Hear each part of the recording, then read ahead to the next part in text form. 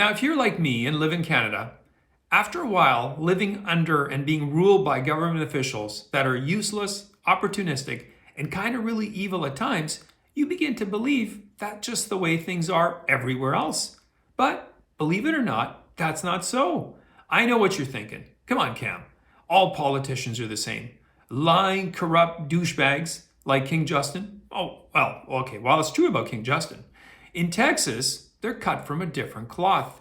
In heartwarming news, especially for Texans concerned about the threat of new COVID mandates, local Texas CBS affiliate KENS5 ran a story Tuesday headlined, Texas law banning COVID-related mandates by local government takes effect this week. So starting tomorrow, September 1st, local governments in the Lone Star State, including schools, will be prohibited from requiring COVID-related masks, requiring proof of vaccination, or shutting down any businesses. Now, keeping in line with the freedom of choice, private businesses can still make their own rules with respect to these things, and consumers, of course, can decide whether they want to support that business or not.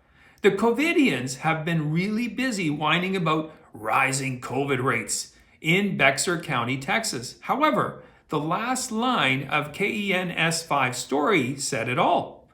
I haven't admitted anybody with COVID in 2 years, Dr. Neal said. I thought we were in the middle of an emergency yet once again.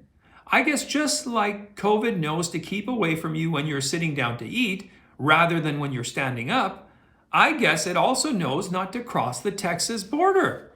But that's not all. Seems like the legislators of Texas actually earn their paychecks, unlike the ones we're ruled by, as the Texas legislature passed over 800 new laws this year alone, and many of them become effective tomorrow, along with the ban on COVID mandates. Among some of the gems, the new laws include a ban on diversity, equity, and inclusion offices in college. I guess that's where diversity, equity, inclusion come to die. Colleges may now fire tenured faculty for reasons like professional incompetence and repeatedly failing to perform duties. Wow, what a revolutionary concept. You can get rid of a professor if they're not doing their job? Courts may now remove local district attorneys for picking which crimes to prosecute or not prosecute. Wow, revolutionary. If they're not doing their job in enforcing laws or only enforcing certain laws, you can can their ass. New regulations on sexually oriented performances, i.e. drag shows. Oh, we're going to regulate drag shows? Come on, man. I thought it was like toddlers and drag. Increased penalties for child porn. Oh, these people, these Neanderthals, what are they thinking? Requires college sport teams to limit participation to biological sex?